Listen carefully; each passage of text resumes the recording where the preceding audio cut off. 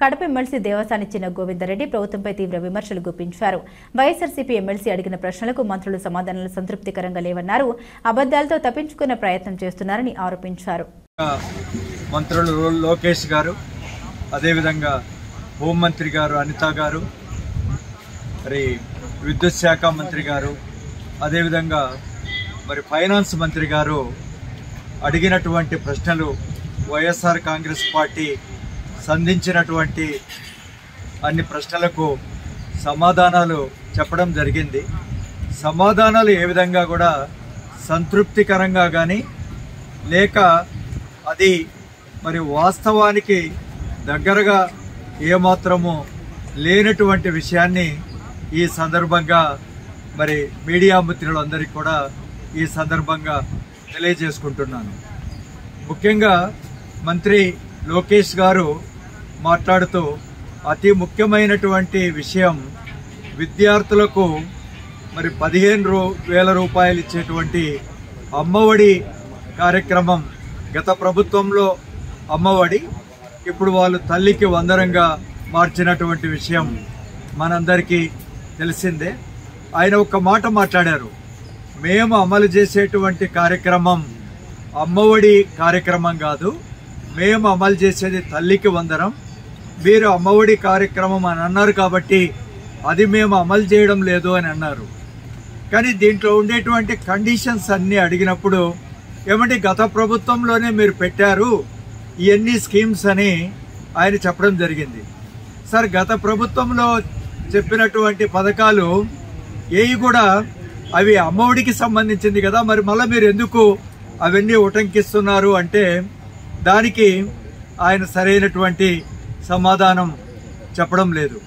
ఇది 300 యూనిట్ల విద్యుత్తు కానీ లేకంటే 1000 స్క్వేర్ ఫీట్లు స్థలం కానీ ఇచ్చినటువంటి కండిషన్స్లో బేసిక్గా సమస్య ఏంటంటే అప్పటి ముఖ్యమంత్రి గారు జగన్మోహన్ రెడ్డి గారు దాదాపు 66 లక్షల మందికి పేద విద్యార్థులకి ఇదంతా కూడా అమ్మఒడి కార్యక్రమం జరిపితే ఇదంతా కూడా ఇప్పుడు తగ్గిపోయి కేవలం 50 లక్షల మందికి మాత్రమే మీరు ఇస్తున్నారు అన్నప్పుడు దానికి మరి సంతృప్తికరమైనటువంటి సమాధానం వారు చెప్పలేదు.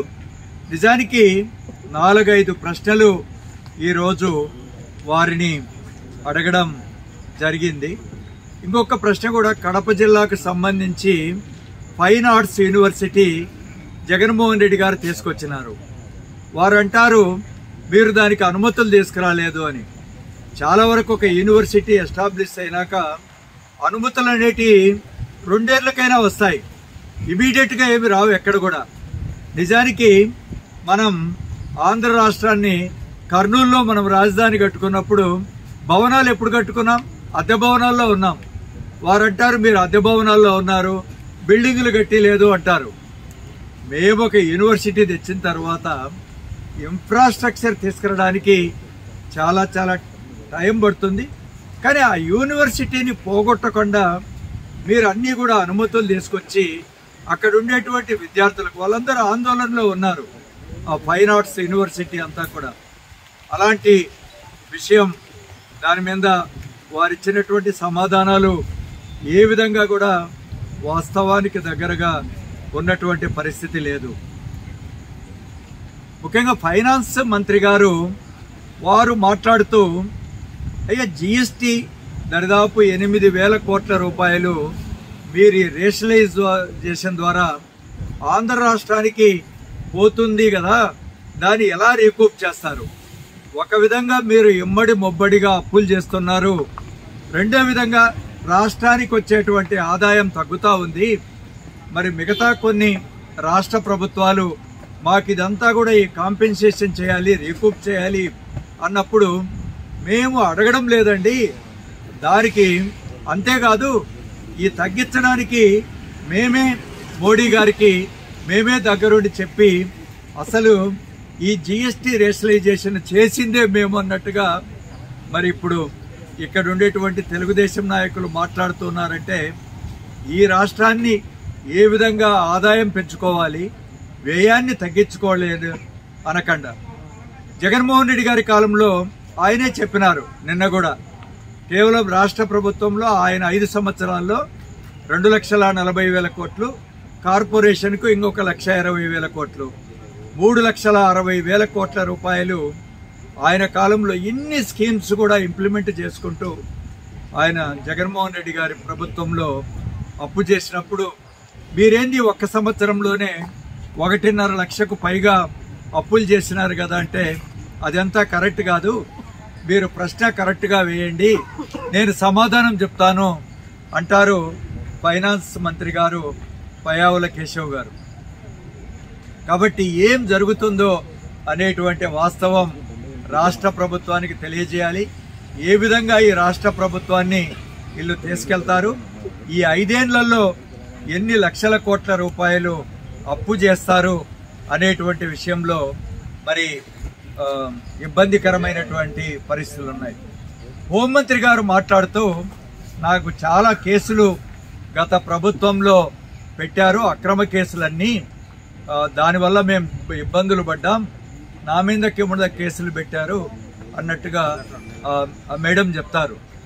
కానీ నేను ఒకటే ఆమెను ప్రశ్నించేది, మీరు ఎంతమంది మీడియా మిత్రులను కానీ, సాక్షి లాంటి ఒక విశిష్టమైన ఒక పత్రికను కానీ మీరు వాళ్ళని ఏ విధంగా ఇబ్బంది పెడుతున్నారు, మీడియా స్వతంత్రాన్ని ఏ విధంగా హరిస్తున్నారు అనే దానికి ఆమె సమాధానం చెప్పరు.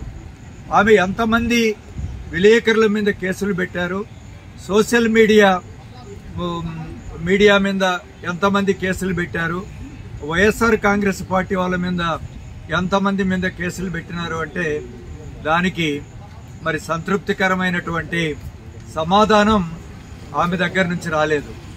4వ అతి ముఖ్య విషయం, విద్యుత్ విషయంలో ఈరోజు మొత్తం మీద ఎన్ని 400 kV సబ్స్టేషన్స్, ఎన్ని 220 kV సబ్స్టేషన్స్, ఎన్ని 132 kV సబ్స్టేషన్స్, ఎన్ని 33 kV సబ్స్టేషన్స్ అని ఆయన ప్రశ్న సమాధానం ఇచ్చినారు. కానీ ఇంత పెద్ద ఎత్తున ప్రభుత్వం జగన్మోహన్ రెడ్డి కాలంలో విద్యుత్ రంగంలో మరి పెద్ద ఎత్తున సంస్కరణలు చేసి మరి కావాల్సినటువంటి మరి విద్యుత్తును, నాణ్యమైన విద్యుత్తును జగన్మోహన్ రెడ్డి గారు ఇచ్చినటువంటి ప్రభుత్వం.